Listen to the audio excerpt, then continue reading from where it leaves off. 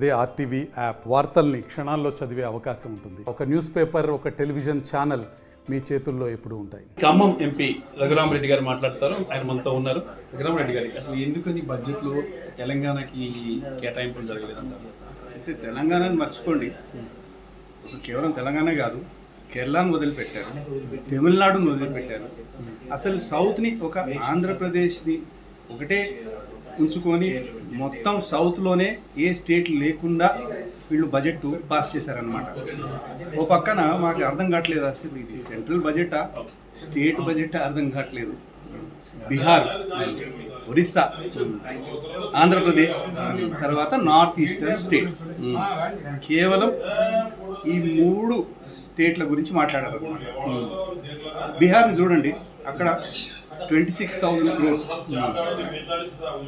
రోడ్ల కొరకు, అంటే 26,000 కోట్ల రూపాయలు రోడ్లకు, 21,000 కోట్ల రూపాయలు 22,200 మెగావాట్ పవర్ ప్రాజెక్ట్ అంటాడా. తర్వాత కొత్త ఎయిర్పోర్ట్లు బీహార్కి, మెడికల్ కాలేజ్ బీహార్కి, తర్వాత టూరిజంలో వాళ్ళు చెప్పారు అక్కడ గాయా, రాజ్గీర్, నలంద ఇవన్నీ టూరిజం ప్రాజెక్ట్స్ అంటారు. తర్వాత 11,500 crores ఫ్లడ్ మిటిగేషన్, అంటే మా దగ్గర వరదలు రావా, తెలంగాణలో వరదలు రావా? ఇప్పుడు మీరు చూశారు కదా, అప్పుడు వర్షాలు ఎందుకని ఇలా చేశారంటారు?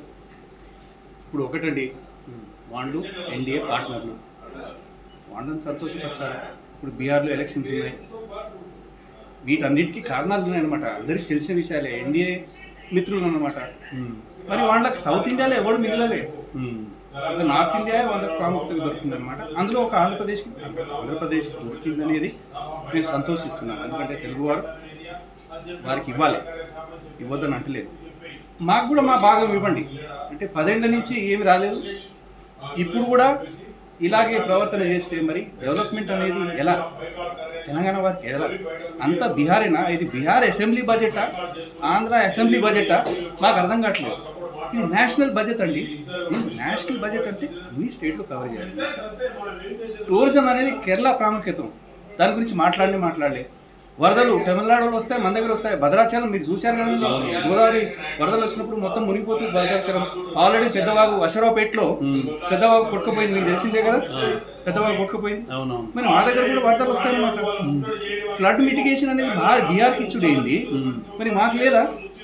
మరి ఆంధ్ర కూడా ఇంత డబ్బులు ఇచ్చి సరే, ఆంధ్రాలో ఇంకోటి మీరు గమనించాలి, 15,000 కోట్ల రూపాయలు క్యాపిటల్కి ఇచ్చారు. మిగతా ప్రాజెక్ట్స్, ఇన్ని ప్రాజెక్టుల గురించి చెప్పారనమాట. పోలవరం గురించి చెప్పారు, తర్వాత రోడ్ల గురించి చెప్పారు, రైల్వే లైన్ గురించి చెప్పారు. అమౌంట్ వాళ్ళు స్పెసిఫై చేయలేదు. అది ఇస్తారో లేదో దేవునికి ఎరక.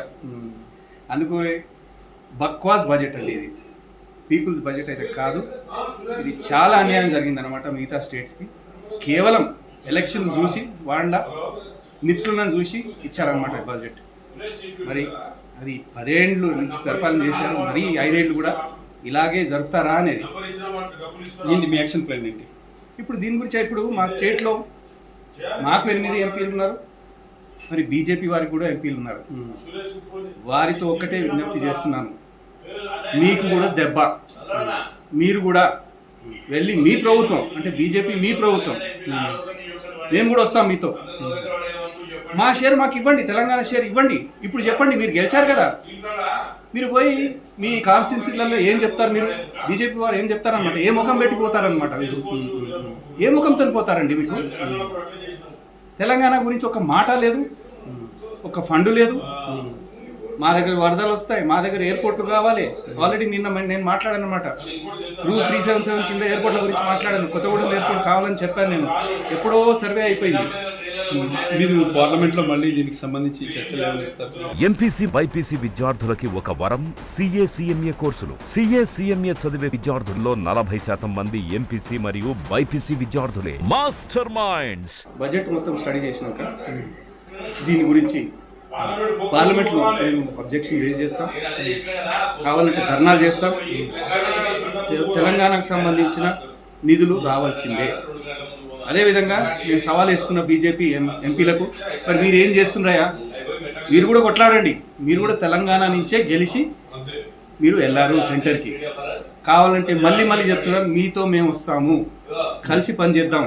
తెలంగాణ అభివృద్ధి కొరకి మేము కలిసి ప్రయత్నం చేస్తాం, కొట్లాడొద్దు మన ఇద్దరం కలిసి పని చేద్దాం. ఇప్పుడన్నా అవగాహన తెచ్చుకోండి.